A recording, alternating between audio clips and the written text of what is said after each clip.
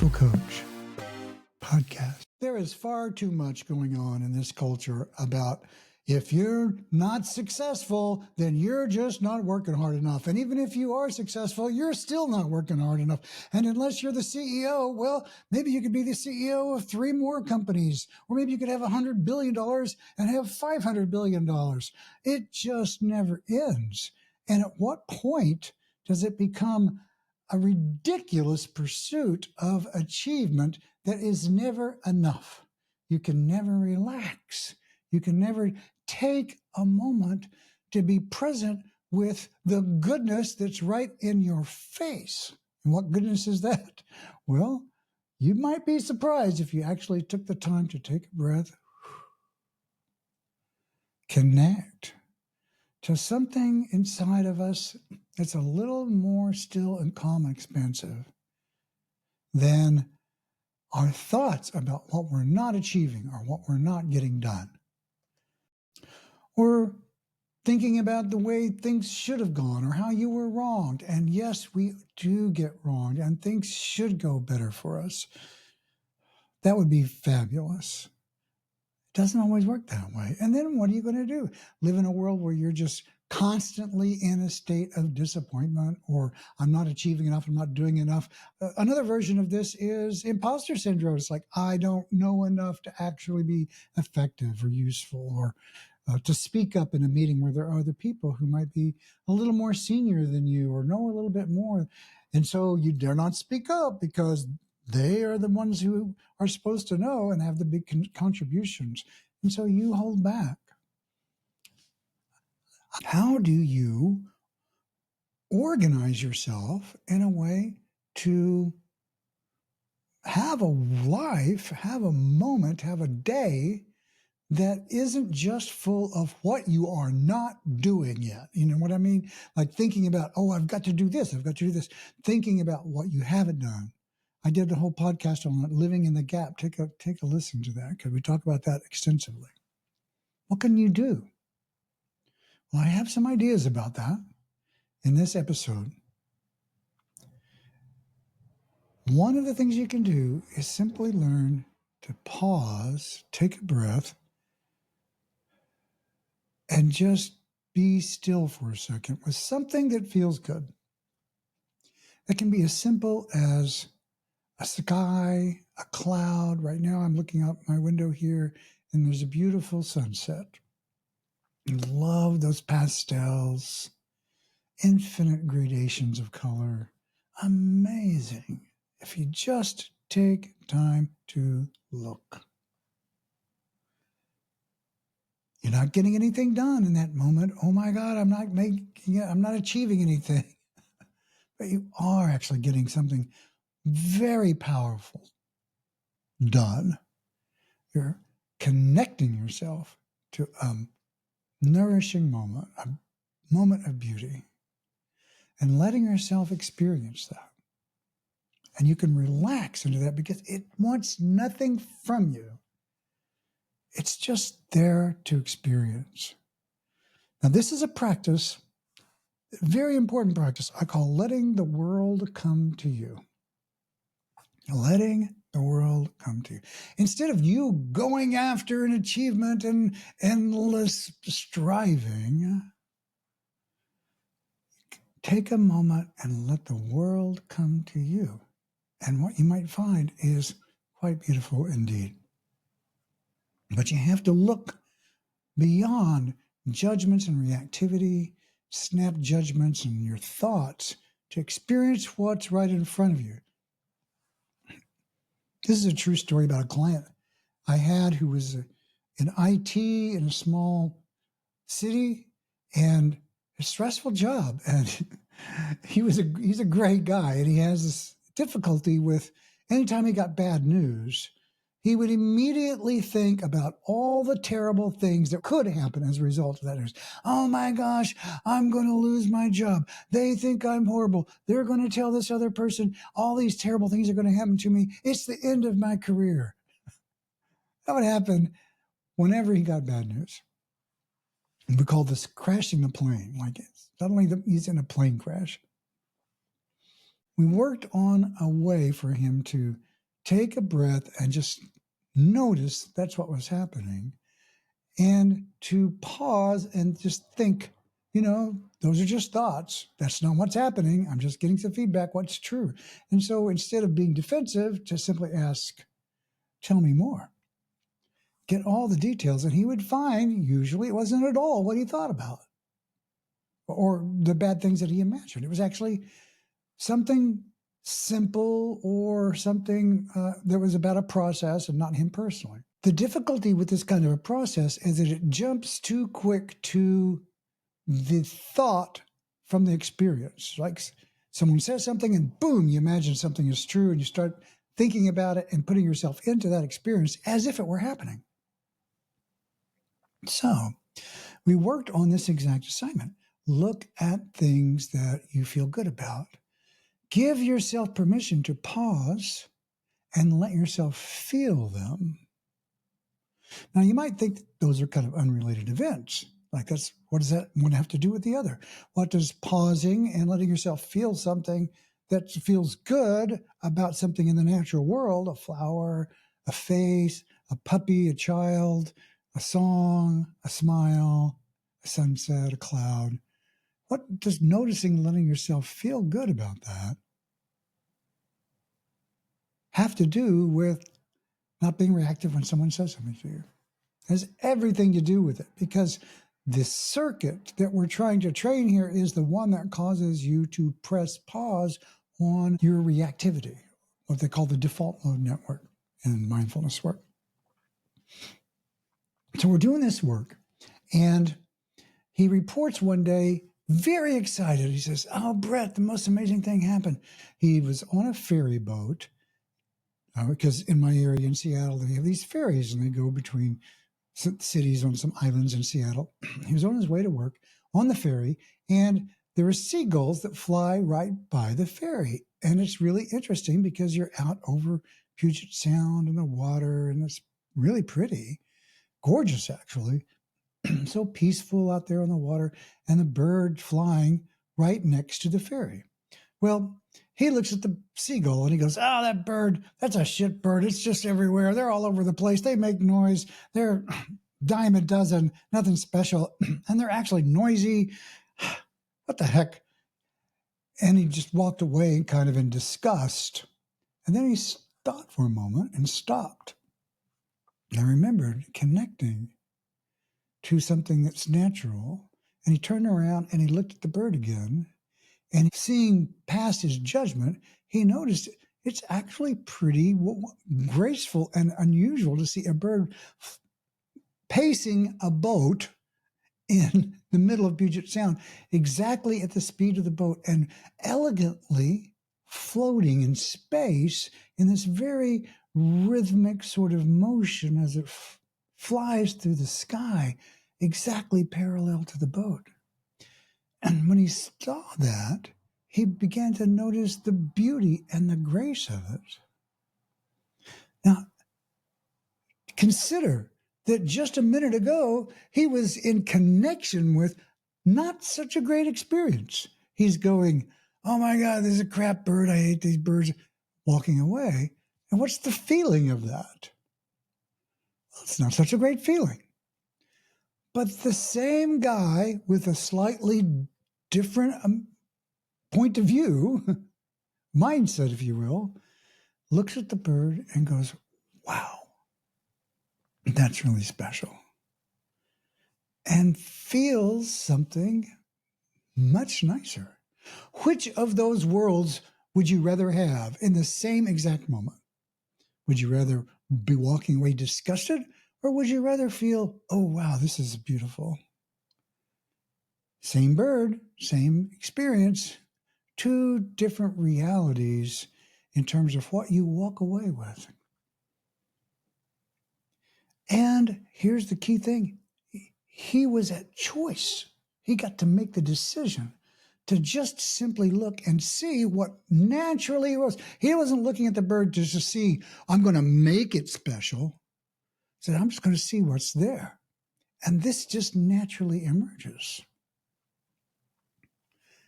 That's letting the world come to you. using your eyes and your senses to be present with your experience of these natural and beautiful phenomena in a way where you can experience these things directly and personally. And it's effortless. You look at something beautiful and go, oh, wow, that's beautiful. There's no effort involved except to get out of your thoughts out of the way. And that's really not an effort. It's actually a relaxing, because you, instead of using your energy to imagine or think about what you're going to do next and things you've got to get done and how your sequencing that you have to do to plan to get somewhere and the next meeting you've got to have or what someone just said, instead of your attention being driven by those thoughts, you take a breath and you let that go, not saying you ignore it or that they're bad, but you just let it go for a moment, long enough to let that beautiful moment that walked right up to your life be present in your awareness, letting the world come to you. There's another way you can use this same philosophy, the same practice, letting the world come to you. It's one thing whenever you see something lovely and beautiful and you say, oh, I'm going to pay attention to this and see what happens. It's another thing also to let the world remind you to be present. And you might be asking, well, how does that work? I'll tell you a story. I was walking down the Boulder Mall one day, and I was, beautiful place, like a late summer evening, spectacular. If you've ever been to Boulder, Colorado, you know what I mean. There's actually there's a famous saying or legend, if you will. It's called Chief Niwot's Curse in Boulder, and it's that any man who visits Boulder, any person who visits Boulder, must move there because it's a pretty special place. And that's exactly what happened to me. I visited it when I was like in my early teens, and then my mid-20s, I wound up moving there, just like Chief Niwot said I would. So there I was. And I had been doing some work with a man named Phil Prince, amazing Hakomi trainer. And I saw him coming down the Boulder Mall from one direction. I was coming the other direction. I saw him about 40 yards out, quite a ways away, but I saw him, and I'm walking towards him, and we get to near him, and I say, oh, hi, Phil, how's it going? And he stops, and he pauses, and he looks inside. You can tell that look when someone likes checking in with themselves. And he just kind of finds out. And like, oh, what is it like for me? And he says, well, Brett, I'm really not doing that well. And of course, I'm sad to hear that. And, Phil is a very well-integrated human being. And so I don't need to take care of him or go, oh, tell me all about it or let me help, or none of that needs to happen. Instead, I just say, oh man, I'm sorry to hear that. I hope things get better soon. And of course he's like, oh, thank you. And then we continue on our way. Now, that took no more than a minute or even less. But the impact on me was really quite profound because it was a teaching moment for me, and one I teach to all of my clients. When someone asks you how you are, that's another example of the world coming to you. It's a prompt from the outside in to say, be mindful, be present, connect to your senses, notice what's actually happening for you. Oh, I'm tired. Oh, I'm excited. I'm stressed. I have a pain. I'm worried. I'm feeling sad. Whatever's true. We're not here to say it has to be a certain thing. Just notice what is so. And then, according to the circumstances and the person that you're with, as appropriate, you can respond from a place where you are more connected to what is true for you because you took a moment to connect. Maybe you were in your thoughts about something. Someone says, how are you? Oh, thank you. In my heart, it's like, thank you. Yeah, okay. Oh, man, there's a lot going on. And maybe you don't say anything. This is, another conversation about what do you say. I'll just say, respond accordingly. If someone who you don't know well, then you don't necessarily want to share something personal. But if it's somebody who you have comfort with and you're safe with, you can say something a little more authentic in this regard. I love this practice because how many times a day do you meet someone and they say, "Oh, how are things going?" A lot for some people. And so here's a way that you can learn to take those moments and connect to yourself in a powerful way. And it doesn't have to be a big drama. It's not like someone says, "Hey, Brett, how's it going? Let me consider my inner world. Please bear with me for a moment while I explore the vast territory of the rich inner landscape of my life." And then, 2 minutes later, you come back with some pithy statement. Or you just go, I see. Yes, yeah, there's a lot happening. Don't make it a big deal. It can be almost completely transparent. "Hey, Brett, how you doing?" Pause, check. "Oh, I'm doing fine, thanks." It can be really fast. The key isn't to go deep. The key is to just take a moment to be intentional about noticing.